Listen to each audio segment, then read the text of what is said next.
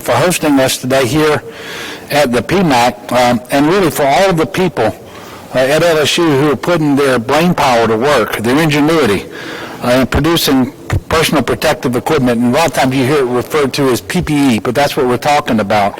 And that's helping tremendously to protect our healthcare workers and others in this public emergency, this public health emergency dealing with COVID-19. Specifically here in the PMAC, LSU employees are working with physicians in New Orleans and Shreveport to develop and to produce two types of critically necessary PPE. That's heavy-duty reusable gowns that they're taking vinyl from Billboard material that's been donated by Lamar Advertising. We want to thank them, as well as Circle Graphics, and we thank them too. They're also producing face shields with donated materials and design feedback from Baker Hughes. I was told that they'll be up to about 1,000, in fact, perhaps more than 1,000 gowns per day next week, and that is truly impressive. And one of the things that I appreciate most about it is very timely, because we've actually seen some improvements in the flow of PPE from the traditional vendors and distributors, but that mostly has to do with masks and gloves, not yet gowns. And so gowns are the PPE item that is the hardest to source right now, and so really appreciate all the folks here at LSU for stepping up. And they're also producing hand sanitizer, which is critically important. But remember, soap and water works the best. It is also the most available. It's cheap, but sometimes it's not handy. And when it's not, you should use hand sanitizer. But what's going on here really does epitomize teamwork. And I want to thank all the folks here at LSU, everybody who's responsible for this. I want to thank President Galligan for his leadership, and you're going to hear from him in just a moment. And since we're in a sports venue, I want to thank Scott Woodward, our athletic director. We also have board chair Mary Lee Werner here, and a lot of other leaders with LSU. You know, one of the last times that I was here, this place was jam-packed to the rafters. The floor was full. Mr. President, you remember, we were celebrating the national championship by the LSU football team, and what a tremendous atmosphere that was. That was an exciting day, full of football players and cheerleaders, and the band was playing, all of that, all of the tremendous LSU fans, which are the best in the world.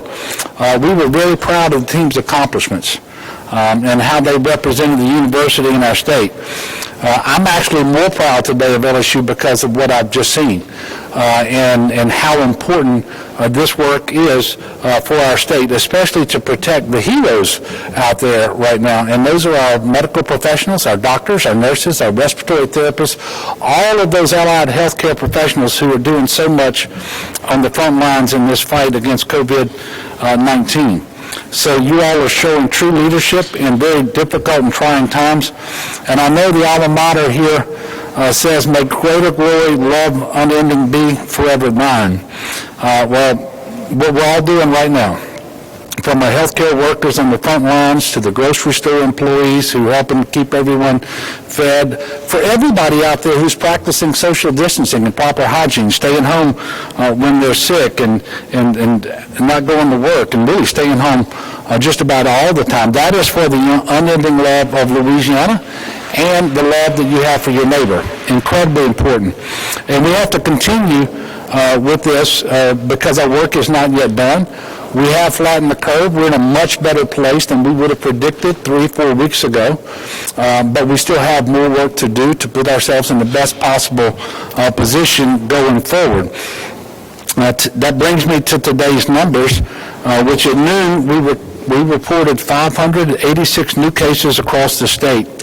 We're up to a total of 23,118, and remember, these are the cases confirmed by a positive test. There's a lot more COVID-19 out there than that, and we know that some percentage of individuals who get this will never be symptomatic.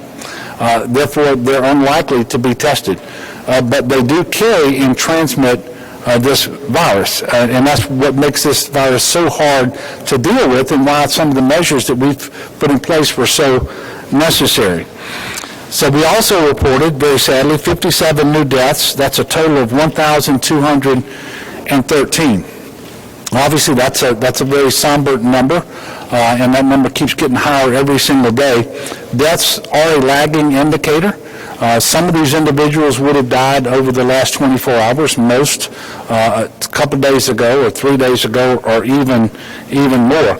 The best news comes to us with a reduced case count, but really what we're focusing on are the hospitalization rates of individuals with COVID-19 and ventilator usage. Today we have 1,868 individuals in the hospital across the state with COVID-19, and we have 363 of those on ventilators. Now that's 46 less than yesterday in hospitalization and 33 less on vents than yesterday, which tells you we are moving in the right direction, and that's very encouraging. And that's the case even though the case number actually went up.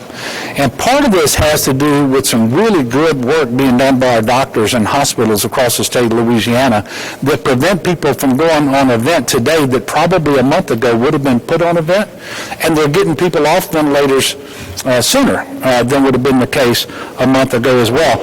And in fact, there are doctors and hospitals around the country that are literally looking to the folks in Louisiana so that they can learn what's been developed here as a best practice. So I'm very proud of the work that's being done here. I also want to thank Walgreens, which started operating a COVID-19 testing facility today at 1544 Manhattan Boulevard in Harvey. They're working in collaboration with my administration and with the federal government. This is one of 7 sites that Walgreens is operating around the country. The new testing is going to utilize Abbott's ID Now COVID-19 test, which delivers positive results in as little as 5 minutes, negative results within about 13 to 15 minutes. Testing is available at no cost to eligible individuals who meet the criteria that have been established by the CDC. Patients do need to pre-register in advance in order to schedule an appointment for testing. And I encourage those individuals who are interested in that to visit Walgreens/coronavirus. Walgreens/coronavirus to get more information. And while we're talking about testing, I did want to say again that while we haven't tested as much as we would like in Louisiana, we've actually led the country in per capita testing on COVID-19. That is a huge accomplishment, especially when you think where we were 5 and 6 weeks ago.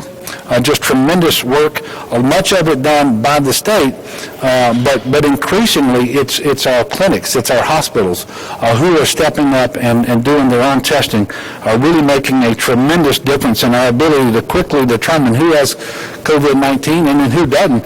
And that's really important, because if someone doesn't have it and they're in the hospital, then you don't burn all the PPE because you don't need to, and then it lessens the necessity for things like you see behind me. I'm pretty excited about the sanitizer over here, by the way, that will sanitize face masks. I also want to welcome officially Dr. Courtney Phillips. She is the new Secretary of the Department of Health, and she started working today, but actually she's been working for a number of days now, and actually over the last several weeks. This isn't the homecoming that I'm sure she was expecting. She's been in Texas for a while now, but we are so grateful and excited that she is here. She's working extremely hard. She's got a great team at the Department of Health.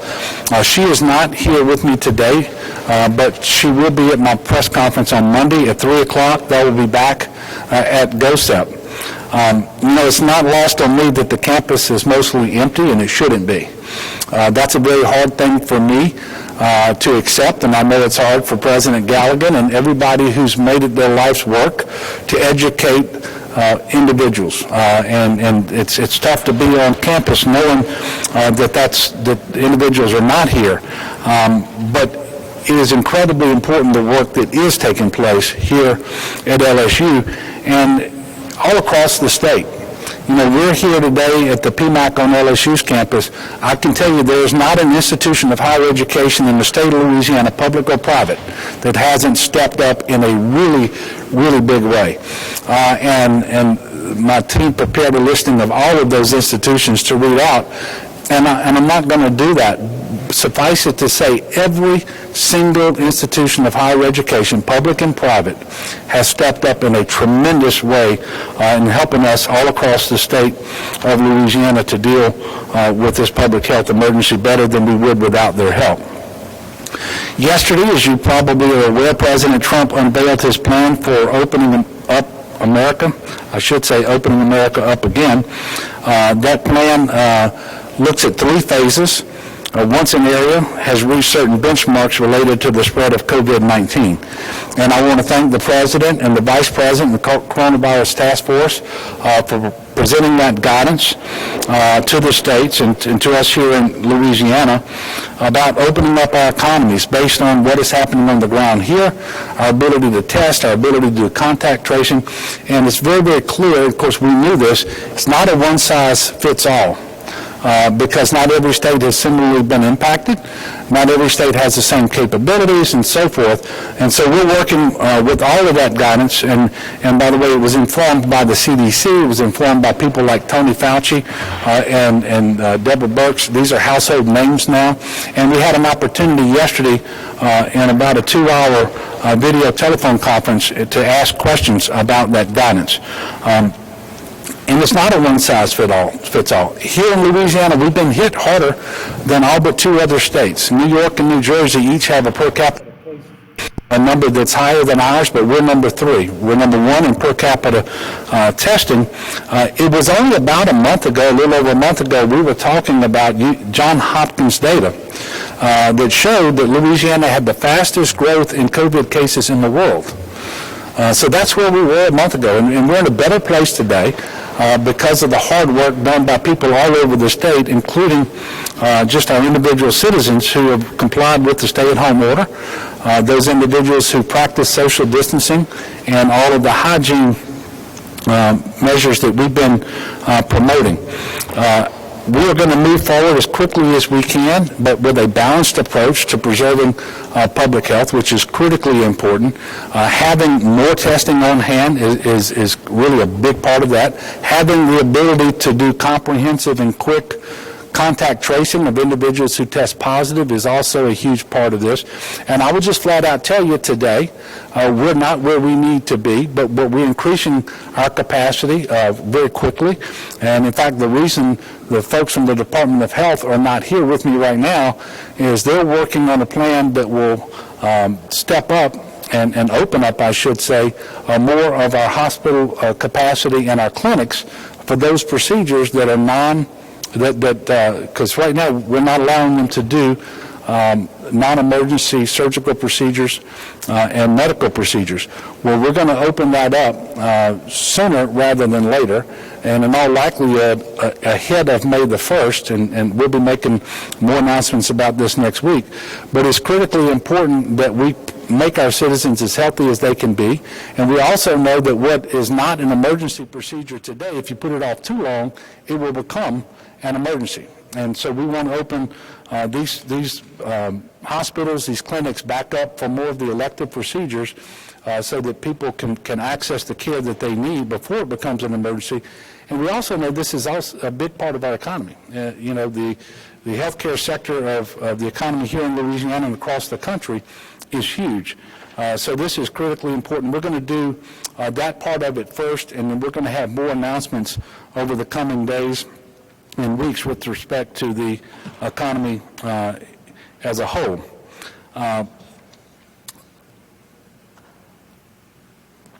You know, there's a lot about the future that we can't predict right now. We don't know what things are going to look like. Here on this campus, I'm not sure what's going to happen around Labor Day and what the LSU football team is going to be doing, what the games are going to be looking like. We do have every reason to believe it's going to be very different than it's been in the past, and I kind of want people to get prepared for that. We can't predict with any precision what that's going to look like, but I can certainly, even if as I said yesterday, you know, I can see myself in LSU Tiger Stadium cheering on the team as they defend their national championship. But that may be more aspirational than anything else right now. But what I can tell you is the work we do now is critically important to putting ourselves in the best possible position so that we can be in Tiger Stadium sooner than later, so that we do get a chance to do those things. And by the way, I'm an LSU graduate, so I talk a lot about the LSU Tigers. This is true for all of our universities across the state of Louisiana, and things that are not necessarily related to sports. It's just getting back to normal. We don't know exactly when that's going to happen. It won't happen fully before we have a vaccine. And in the interim, hopefully we get a good therapeutic treatment or a set of therapeutic treatments that will be effective and safe. But until those things happen, we know that we're going to have a different way of life. But eventually we're going to get through all of this, and we're going to be able to celebrate together, and you're going to be able to graduate your classes here in the PMAC again, and all of that stuff. We just have to be patient in the interim. Before I give the podium to President Galligan, and it pains me to do this because I did this a week ago, and it proved to be, it proved to bear out with respect to the weather that we saw on Easter Sunday.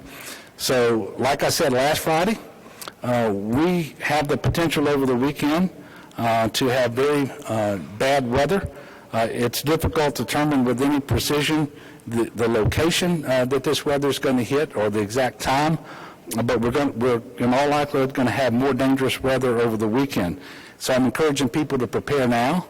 Stay alert, heed any warnings from officials, pay attention to what the weatherman is saying on the news and the TV. Keep your cell phones handy because when tornadoes happen, there's an alert that goes out over cell phones that are sometimes the most effective and most timely way to get your attention where it needs to be to protect yourself and your family. But for the northern parts of the state, there's the potential for severe thunderstorms to ramp up late Saturday night and continue through much of the daytime hours on Sunday. The severe threat will increase by or after daybreak on Sunday, mainly coming over East Texas, North Louisiana, and extreme southern Arkansas. That's the area of our state that was hit last week the hardest.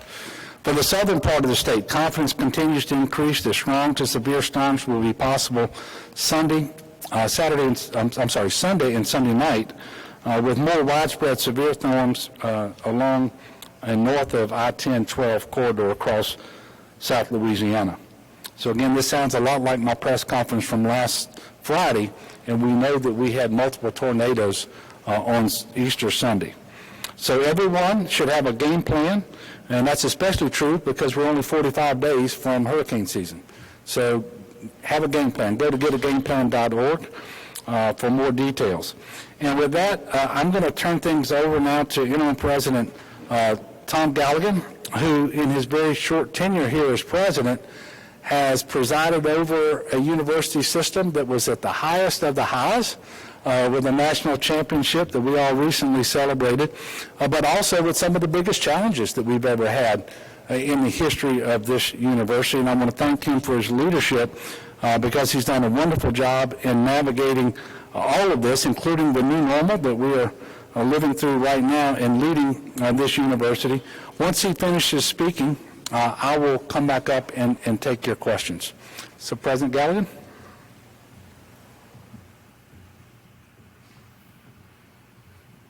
Thank you, Governor. It has indeed been a busy 4 months for me, and it is indeed an honor and a privilege to serve as LSU's interim president. So I say good afternoon and welcome to the PMAC. I want to thank you all for being with us today to learn about the important work that our LSU family is doing right here in the Pete Maravich Assembly Center and at all of our 8 campuses across the state to help in the continued coronavirus fight. I will echo the governor. I will talk about LSU's effort, but all of higher education has risen to the occasion. I want to give a special thanks to our great governor and my former student at the LSU Law Center, John Bell Edwards. Governor, I appreciate you taking the time to be with us this afternoon. Indeed, Governor Edwards was my student in an admiralty class in the fall of 1997, his second year in law school. And by the way, as he did in most of his classes, he did very well. Governor, I think I just violated FERPA, but you were a great law student. I've taught many students since I first arrived at LSU in 1986, and I'm proud to have had the privilege to do so. But no teacher could ever be more proud of a student than I am of you.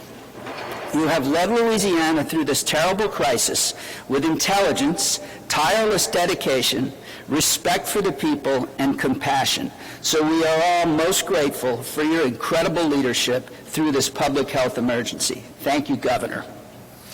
Turning back to LSU, from the very first moment that it was clear that our great state and our university would be impacted by COVID-19, our LSU family has been working steadfastly to leverage our medical expertise, research, ingenuity, and facilities to fight the virus on every front, from providing testing and treating patients to providing our heroic medical professionals with critically needed personal protective equipment, or PPE. This is a statewide effort that has involved all 8 of our LSU campuses and virtually every college at our flagship campus right here in Baton Rouge. What you see in the PMAC today is an important piece of LSU's statewide COVID-19 fight. This is what I like to call our new manufacturing division. Since Monday, our team has been producing reusable vinyl gowns and masks here in Baton Rouge that are being delivered to healthcare professionals across Louisiana, healthcare professionals who are on the front lines of the corona fight, including those at our health science centers in New Orleans and Shreveport. At full capacity, about 40 workers will produce upwards of 1,000 gowns every day. And I want to stress, as you look around, that our team is practicing maximum physical distancing with the best practices possible. What you see here today is practical research in action that is making lives better and helping save lives across our state. It's an example of why great research institutions like LSU are a vital part of our community, both in the good times and in times of crisis. And it's an example of the innovative and entrepreneurial spirit of our researchers. Now, as you may have heard, this entire effort is the result of work that Dr. Wayne Newhouser started in his Baton Rouge garage just a few weeks ago. Wayne standing right over there. Wayne, there he is.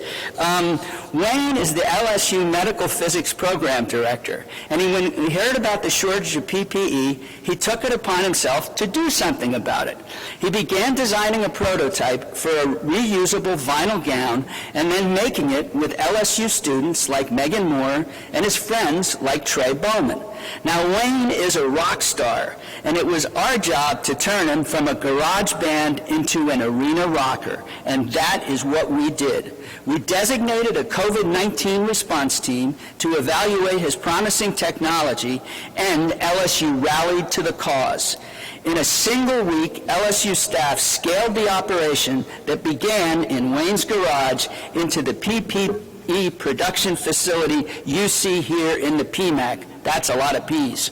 Nearly every unit on campus participated in the effort to make PPE production possible. The College of Engineering, Coastal Studies Institute, the College of Agriculture, the College of Science, the School of Theater, yes, theater, the Office of Research and Economic Development, Facility Services, Environmental Health and Protection, LSU's National Institute for Biomedical Research and Training, LSU PD, LSU Athletics. Scott, thank you very, very much. And the LSU Health Sciences Center in New Orleans. I hope I didn't miss anyone because everyone participated.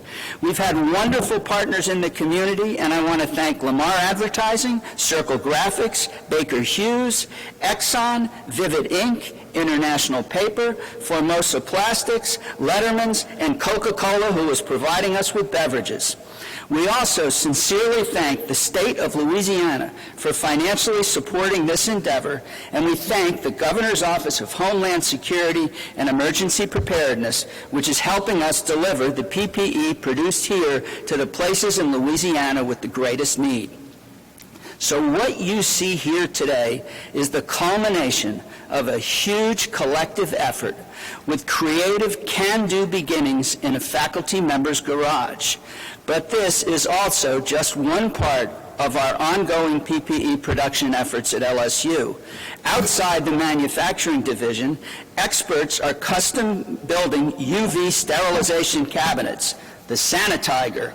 We're producing large quantities of hand sanitizer, and research is being conducted on additional PPE as I speak. At the same time, we continue to develop even faster and more advanced COVID-19 tests. We're working towards a vaccine. We've been doing COVID-19 testing at the vet school for over a month. Pennington has been doing social outreach and donating PPE. The Ag Center, which is literally all over the state, is researching, advising farmers, advising crawfishers, advising industry, and providing virtual 4-H to thousands of students. We are testing, researching, and treating at our Health Sciences Center, and LSU A, E, and S are donating PPE, supporting their students and communities, and teaching remotely like all of us.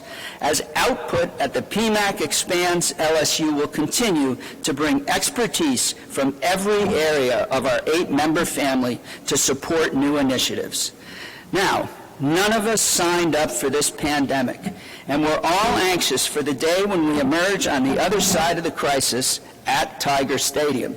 Given the breaks, it may favor running football teams this year, but we'll see. Until that's the end of my prediction, Scott, about sports. Until that day comes, I promise you that LSU will continue leveraging our unique capabilities to fight this virus in every way we can. What continues to give me hope every day and what fills me with pride is the way our state and our LSU family have stood up during this historical moment to help keep the great people of Louisiana standing up and fighting Corona. We may be physically distant, but we are socially connected. So everyone, thank you for being here. Stay safe and go Tigers.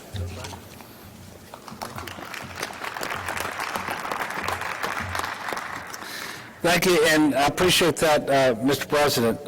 I do remember my time in your admiralty class. That was not my highest grade, I want you to know. You were tough. He's done a tremendous job here at LSU, and I really appreciate your leadership. It has been inspiring.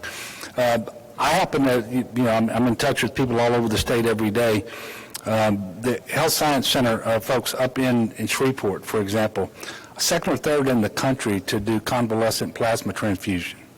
One of the first to do nitric oxide treatments. Just really leading the way. It's just graduated healthcare workers early, and they're joining the fight against COVID much sooner than they otherwise would have. So you all have been involved from the very beginning. I want to thank you for that. And with that, I will now take your questions. Yes, sir.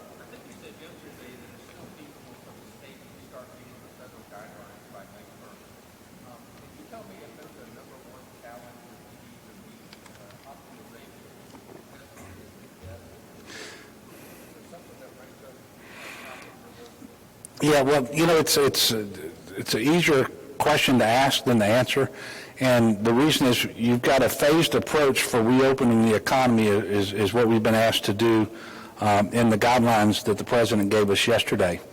But before you can ever get to phase one, there are some thresholds that you're supposed to meet, and you really are measuring certain things like hospital capacity, case growth, and other things over a 14-day period, and 14 days was picked because that's sort of the natural cycle of COVID-19 when most people are exposed to it. What I can tell you right now, Will, is we don't meet the threshold requirements, although we're moving in that direction, but we don't have 14 days where all of those metrics have moved in the right direction. I think that by the time we get to May the 1st, we will be in that situation. It really depends on what people do between now and then, and more, I guess, with more precision, what people don't do. Because if people will stay at home and not interact with others, if they will continue to make sure that they're social distancing and so forth, we're going to keep the case growth on the current trajectory, which is flat, and hopefully it's going to start coming down pretty soon. We will meet those metrics, and then we're going to be able to move forward with reopening the economy. Now, when we do that, it won't look like flipping the light switch and everything goes back to the way it was a couple of months ago. It's going to look very different, and we're going to require individuals who are wanting to re-engage to do certain things that just make sense. We're going to maintain the social distancing for a while. You're going to see a lot more individuals who are wearing masks. You go to a grocery store, the cashier likely to have a mask on, people stocking the shelves, people cleaning the floors. The next time you go to a restaurant and you're having dine-in service, your waiter or your waitress is going to have a mask on and those sorts of things, and there won't be a table as close to you as you would ordinarily expect. I mean, this is just sort of the new normal as we transition back towards opening our economy. But I can't tell you today exactly when that's going to happen, because the key things that you have to have in place to give confidence to the health community, those professionals like Dr. Alex Biu, who's normally with me, who's leading our effort for the state, and Dr. Jimmy Guidry, is you've got to have testing in a robust way, and you've got to have contact tracing capacity in a very robust way, because you've got to continuously monitor for spikes in case growth, and then you've got to isolate those individuals and isolate the people they came into contact with in order to keep that down, and that allows you to continue to open up your economy and be successful at it. So we have a lot of work to do, and we're working hard right now. Some of the guidelines actually pointed us to guidance from other federal agencies like the CDC, like CMS, for example, and that guidance is coming out, some of it perhaps today and over the coming days, and we're going to be looking at that as it becomes available, and then using our best judgment too, because this is not a one-size-fits-all. You know, we're still the state with the third highest number of cases per capita. And when you hear the president and Dr. Birx and the vice president talk about hotspots, they always mention New Orleans. And so we have to be very careful, and we know that we have a problem across the state. It's not just in New Orleans and Jefferson Parish. It's all across the state. But we have a significant issue with COVID in Louisiana, and so things won't happen as fast here as they might happen in Idaho or Utah, and that's for good reason. We're just not in the same place. To make sure I understand you're talking about initially just hitting the threshold to get to phase. Correct. And look, it's my hope, it's my expectation that we're going to get there. But as I stand here talking to you right now, we don't meet the threshold to even get to phase one. That underscores the importance of everybody doing what we've been asking them to do, and that is to continue to comply with the stay-at-home order, make sure that you're practicing the hygiene measures that we've asked you to do, and maintain social distancing when you're out in public. And I'm very heartened to see people wearing masks here today, because when you're going to be in close proximity to others, when you do have to go to the grocery store, to the bank, or to the gas station or whatever, first of all, don't go more often than you need to. Don't bring your entire family, but when you do that, wear a mask. And the CDC is really clear on that. So you're right. Well, and that's just where we are today. Next week, we may be in a different place, and if we are, I'll be sure to tell you. Yes, sir. What are your thoughts about our low grade when it comes to social distancing? The low grade, like my grade in Amity? No, I'm joking. So what he's referring to, there are some entities out there that are using data from cell phones, because cell phones have GPS information. They can be tracked, and you kind of know which states and which parishes and counties and so forth are actually doing the best job of maintaining social distancing and not traveling and so forth. And there have been some areas in Louisiana that have done extremely well. I will tell you that New Orleans is one of those that's done really, really well, Bossier being another. But around Easter weekend, the data shows that people kind of lost their discipline, lost their focus a little bit, trying to get that back so that we can be in the best possible position to move forward, reopen the economy, do so safely, and never risk exceeding the capacity to deliver health care. That's the nightmare scenario. That's the path we were on a month ago. Whereas if our case growth had continued the way it was when we had the highest case growth in the world, then we would have, right now, we would have exceeded our capacity to deliver health care. People wouldn't have been able to get mechanical ventilators when they need them, and I have no doubt that we would be having hundreds and thousands of individuals who would be dying that they're not dead today, and some are, and that's tragic. But the reason we're not seeing that is because of the work that people in Louisiana put in.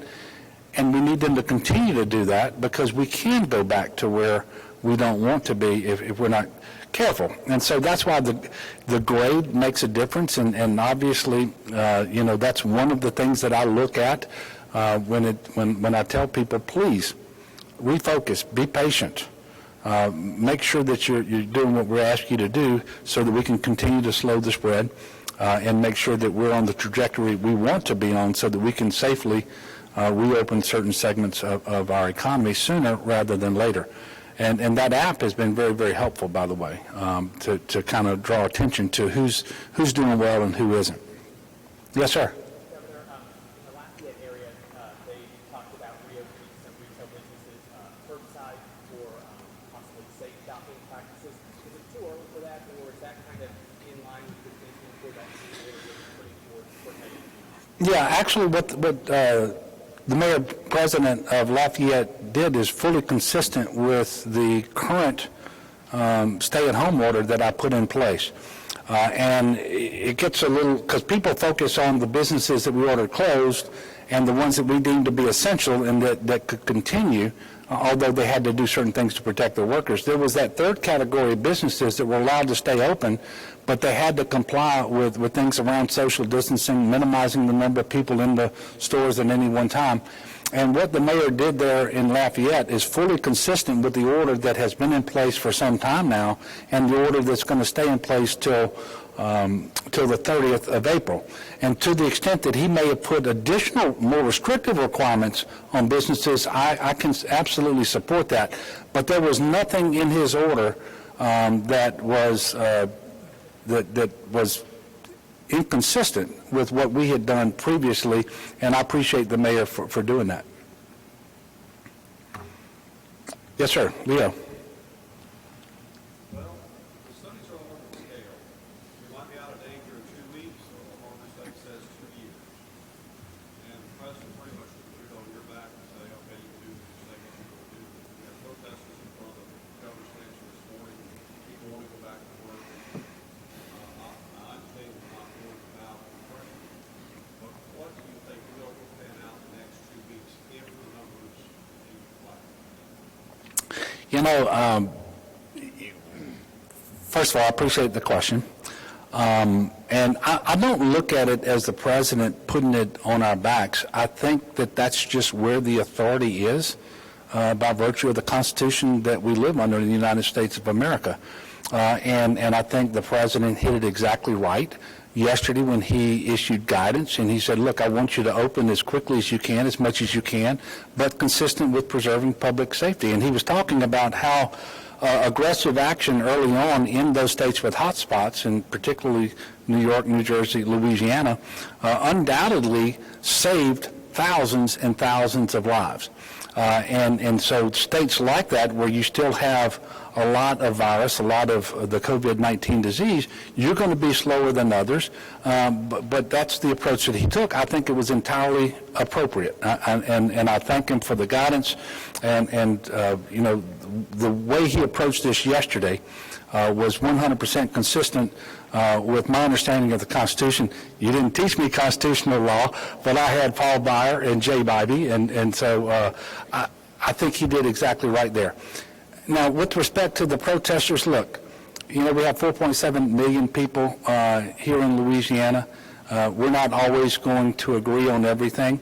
If we did, it would be a boring place. But to the extent that they're saying, hey, we want to open up the economy, we want businesses back open, we want people going back to work, nobody wants that more than I do. But unlike them, I'm also charged with making sure that we promote and preserve public safety and health. And this is a public health emergency.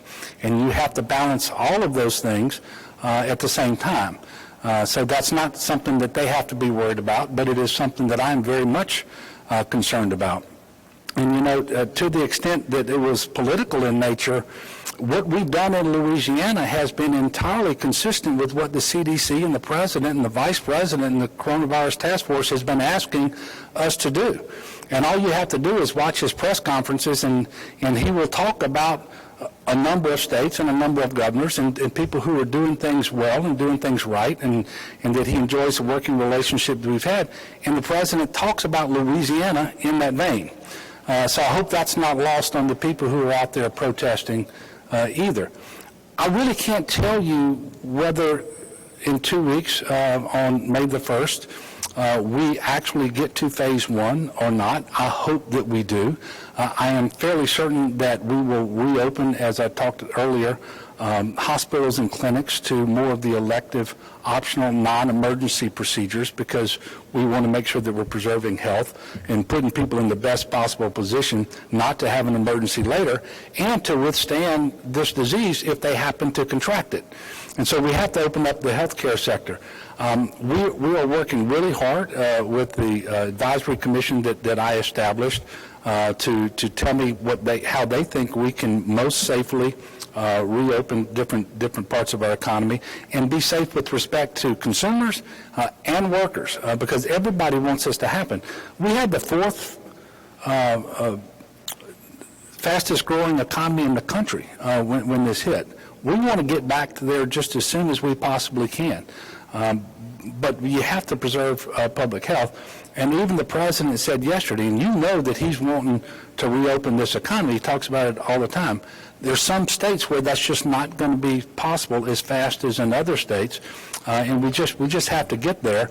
And I'm asking people to be patient, to know that we're working this as hard as we can, and nobody wants to do it more than I do, but we have to do it the right way, and that's what we're focused on right now. Yes, sir. Governor, as part of the Texas governor's plan today to reopen, you mentioned they're going to get enough testing to do regular random testing in communities, not just for people who have symptoms, so they can do more widespread testing as we go forward with reopening. Is that something Louisiana is looking at? Is that possible for us? And as far as those neighboring states, they may reopen sooner than us. Is that a health concern in your purview? Yeah, no, I'm not concerned about what the other states are going to do. I've got my plate full right here in Louisiana. So testing is critically important, and several types of testing. You want to be able to quickly test people who develop symptoms, so diagnostic testing is critically important. You want to be able to do surveillance testing, so that you have an idea what's going on in the community at large. And then you've got to do the antibody testing to figure out who, because there's some percentage, and it's not insignificant, of people who are going to have the virus, they're going to have the disease, but they're going to be asymptomatic, or their symptoms are going to be so mild they won't know they had it, but yet they will develop the antibodies, and we believe, I don't think we know this yet, we believe that means that they won't contract it again, and they can more safely re-enter society in terms of working, in terms of opening a business and interacting with others than other people. So all of this testing is critically important. I don't think a single state can say today that they have the amount of testing that they want and need. We know that we're going to continue to try to ramp up our testing of all of these types, and we do have antibody testing available in the state now, but it's not to the extent that we want it to be. We are trying very hard to develop our in-state testing capacity, so we're not going to be sending samples out of state and waiting 3, 4, 5 days to get results back. And by the way, nobody's doing that better than folks affiliated with the LSU Health Science Center in terms of increasing that capacity and so forth. There are still real-world limitations that we're working through, like every other state, around reagent and around swabs. But again, LSU's producing reagent, and we know that we can actually have 3D printers of certain type produce the swabs that we need. And so we're moving forward, and we're going to ramp up our testing capacity as quickly as we possibly can, because doing that is part and parcel of the plan to reopen the economy. And so we're going to be looking at where we are, where we think we're going to be in the coming weeks and months, and that's going to inform our decisions as we move from one phase to the other. And then, remember, this is a 3-phased approach that you don't even get to phase 1 until you meet certain preliminary benchmarks that we haven't yet met. Yes, ma'am. Tell us exactly how important the PPE is going to be for reopening this time. Yeah. We have patients that have been sick in the hospital on ventilators for weeks. They're now needing, other services like physical therapy, occupational therapy, and you've got those people that initially were not wearing PPE now having to wear it to provide those services. Yeah. So how in demand is this stuff? How far behind are we? And, Well, trying to get to how this. It's a great question, and it's why the work here has been it's so important. So PPE has been a problem, not just here in Louisiana, but around the country and around the world. We actually have more PPE on hand right now in our state warehouse, things that we've gotten, that GOSEP has been able to obtain, some of it from the national stockpile and others from normal distributors and vendors. But the exception to that is with respect to the surgical gowns, where we've not been able to source those the way that we need to. But we know going forward the demand is just going to increase. And one of the reasons it's going to increase is we're going to open up all of these clinics and optional services at hospitals. That's going to require PPE that currently isn't being used. In fact, the principal reason that they were closed was so that we wouldn't be burning PPE on those patients so that we could send it to the hospitals to deal with the COVID patients. So we know we're going to have increased demand because of that. But you're also going to continue to see COVID in our hospitals, and we want to make sure that we have the ability to protect our doctors and our nurses and our therapists, and it isn't just them who wear PPE in the hospital. It's the custodians, it's the food service workers, it's the counselors, it's the administrators, it's all of them. And so when you think about this, the amount of protective personal equipment that we have to have in Louisiana going forward is going to be absolutely huge. And one of the things that we have to make sure of before we allow clinics to open is that they actually have enough PPE, because they really need to be treating everyone who comes through their door as if they have COVID-19 until such time as they know they don't. And again, that gets back into testing, and that was the previous question. But PPE is incredibly important, and this is going to continue to be the case until after we have a vaccine, and it's mass-produced, and it's actually administered to the entire population. Yes, Leah. We're in the PMAC, we got football season about 2 months away. Have you and the White House discussed any options or any scenarios where you're going to mass screen people? No, we have not discussed that. I can assure you that people like the NCAA, the NFL, the SEC, they're all trying to figure out how and under what circumstances they can move forward, have these events, and do so in a way that's safe for the team and the officials and the coaches and all of those folks, but also for the fans, if they're going to be fans here. What does that look like? I don't have any answers to that just yet. We will have the benefit of what some other countries are doing.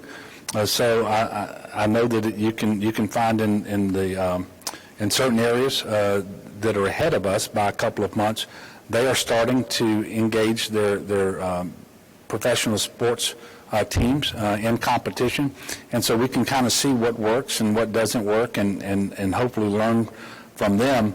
Now, the president did talk about his desire, his aspirational desire to see the NFL season conducted this year, and college football and so forth. But in terms of specific plans and what that's going to look like, the answer is no. And look, you mentioned we're here in the PMAC. I was never a basketball player, and I certainly wasn't a gymnast. This is a pretty neat place for me to be. I don't think there'd be any other opportunity for me to be on the court. But I look forward to coming back here and watching the LSU basketball team, and hopefully that they will not be deprived of an opportunity to participate in March Madness next year. And some of the most phenomenal athletes I've ever seen in my life are the gymnasts who perform right here in the PMAC, and I encourage people to do that. and again, not just here at LSU, but all across the state, we're going to get there. We're a strong people, we're resilient people, we're resourceful. We're going to get there. It's going to take some time. I don't know what life is going to be like exactly between now and then, but we're going to get there, and we're going to be good neighbors to one another. And in the meantime, in the short term, I'm asking everybody to continue to stay at home. Follow the stay-at-home order.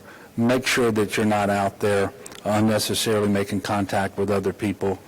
Make sure that you're social distancing when you do have to go out. Wear that mask and follow proper hygiene. It's incredibly important. And if we do that, then we're going to, this transition between now and all the way through this period that we're calling the new normal, it's going to be easier. And one thing, and I'll say this and then I'll stop.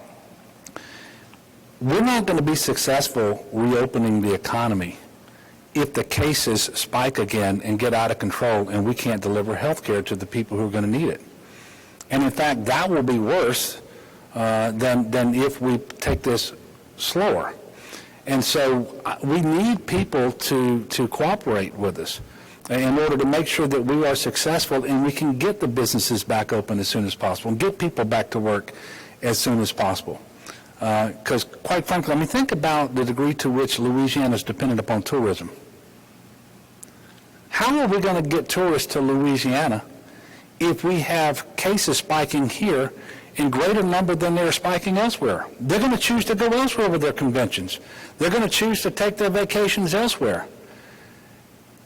And in my conversations with the hospitality industry and the tourism folks, they fully understand that. And so they want to go as fast as we can while we adequately protect public health. Because if we don't adequately and responsibly protect public health, then the economy is not going to work.